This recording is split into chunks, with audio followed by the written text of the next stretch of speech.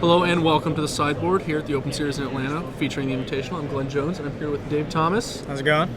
Dave, you're currently in the Legacy, but we've gone ahead and laid out your standard deck here because it's pretty interesting. I know that when I found you in the room, you said it harkened back to David McDarby's Solar Flare style deck from, I believe, the DC Standard Open. But you've definitely taken it a completely new direction. As we can see in the top corner here, we've got Boros Reckoners kicking things right off. So what was the incentive to add red to that deck? I really dislike not having the cheat removal, and I felt like Gristlebrand really wasn't that good of a trump. I like casting Sphinx's Revelation, getting Angel, but there's lots of spot removal. It's not Thought Scour and Forbidden Alchemy aren't reliable on putting them in your graveyard. 3 Lilianas, there's a lot of Lilianas. There were lots of things I wanted to change. I also didn't like getting back Augur Bolus. Like, if I'm turn 4 in Angel Serenity, I don't want to have to get back 2 Augur Bolus and kill their dude. I mean, it's still value, but I'd rather get back a better creature. Like Boros Reckoner. Yeah. I also ran into a lot of problems with junk rights with McDarby's list because they were just doing it. The same thing, but better. Yeah. I kept having problems with Drag Tusk. That's a very real danger, obviously, in deck building. You don't want to be doing something just worse than someone else. Boros Reckoner is a great trump against Drag Tusks, of course. Yeah. It's really good against the Naya Blitz decks, too. Yeah. So in this deck, you've also added access to some pretty impressive burnout potential, I would say. You've obviously got Reckoner Blasphemous Act as a thing you can do, and with a Snapcaster Mage to be able to find, it's not even that hard. But you also have Gisela and Thundermaw Hellkite up top as beat sticks. Thundermaw Hellkite, the deck has a real problem with dealing with Planeswalkers, and he kills them almost all of them instantly if they've hit the board. He also is a trump if they have Angels. He clears the way for your Angels to kill. So he's a utility card. Keeps the board from breaking down into a stalemate, especially. And Gisela, I imagine she can push through for damage sometimes, but she seems more of like almost a combo finish. Yeah, she functions like Elishnorn a lot too. Sometimes you just turn 4 and they just can't beat her. I mean, she attacks for 10. Yeah. So. One of the gains you have in red, in addition to Pillar of Flame, you've added Desperate Ravings as a discard outlet and card advantage spell. Yeah. I think that most people are okay with the idea of Desperate Ravings basically being like mostly better than Think Twice, as long as you don't care about the cards in your hand that much. But in this deck, you obviously have a lot of upside going for it.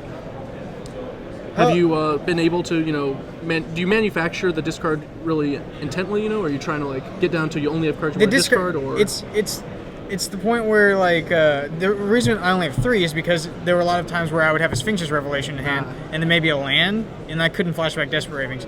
So originally the deck was like this, but it turned out this was much more necessary because, like, this is awesome on turn 2, but in turn 2 and turn 3. But the later the game goes, I don't want to be doing this with all my lands to play because I'm going to put my lands to play so I can Sphinx's Revelation for a bunch. I also want to cast Angel Serenities and Gisela. Sure, that makes plenty of sense. One of the concessions you had to make with your mana base, you obviously all of your lands can cast Boros Reckoner. That's in and of itself pretty tricky. So, how did you start building the deck? Did you start off on like 12 shocks, 12 buddies, and then just sort of like trim around? There are 26 lands in the deck. It's actually 13 shocks and 13 lands. The number of shocks and the number of untapped lands is just what I like. 13. I've played it before. I would prefer 12 shocks and 14 untapped lands, but the untapped lands I would want to play aren't. I can't sub to match the color scheme. Okay. So I would like to have another isolated chapel instead of a godless shrine, but you can't play a 5th isolated chapel. So it's small things, so it's not really that big of a deal. It does give me more untapped lands though. On turn 1, like playing the Godless Shrine is not a big deal, but like going Godless Shrine into the Clifftop Retreat. Yeah, allows me to Ravings or Godless Shrine into Glacial can set up a Sword's Charm. So there is benefit to having. Sure, it's just a little trickier than you might like. And I guess that kind of precludes you being able to run things like, a Desperate Lighthouse or a Nephalia Giant or anything like that. I would like to play Lighthouse, but there's just no room. Especially when you're trying to play this guy on turn 3 consistently. That makes sense.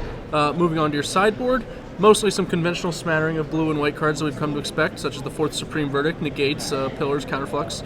But you also have some interesting ones. I know you said Slaughter Games was a heavy incentive to even be playing this deck in the first place. Yeah, like one of the worst matchups is Esper Control, and one of the best ways to deal with their deck is just to take out their card advantage with Jace or Sphinx's Revelation. Slaughter Games does that. I want to find one as fast as possible. I want to turn 4 that card. Yeah. Same thing against against Junk Reanimator. I can't obviously play traditional hit cards like Grafdigger's Cage or Rest in Peace against them because it hurts me as well. Sure. But Slaughter Games just tears apart their deck. So if I Slaughter Games them twice, I can usually take advantage, especially if we start to get into Reanimate War. If I take their Thragtusts and Angel Serenities from them, or their Angel Serenities and Crater Behemoths, then I can just trump every one of their creatures in play. Right, there's nothing they can do at that point. And with Gisela around, even Crater Hoof Behemoth can not always be enough. Okay, and you've also got an Evil Twin. You have one main, one side. That card's been going up in stock a lot. I think most people are familiar with it now from the Esper sideboards, and it's just started to find its way into other decks. You can also do some pretty cute things with, twinning a Hellkite to get someone in the face pretty hard, which is very adorable. But you also have 3 Pithing Needles. What are the Pithing Needles naming? When do you bring those in? They're Planeswalker cards. It's for the Esper matchup because I can't name Drown Yard with Slaughter Games and follow your Drown Yard. When you're Forbidden Alchemy and Sphinx's Revelation, you mill yourself pretty fast, so it's not hard for them to finish you off.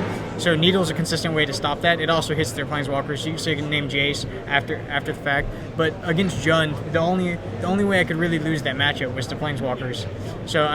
And Keswick Wolfrun. So it's a good out to that. So it's better than Witchbane Orb in the fact that it's more flexible.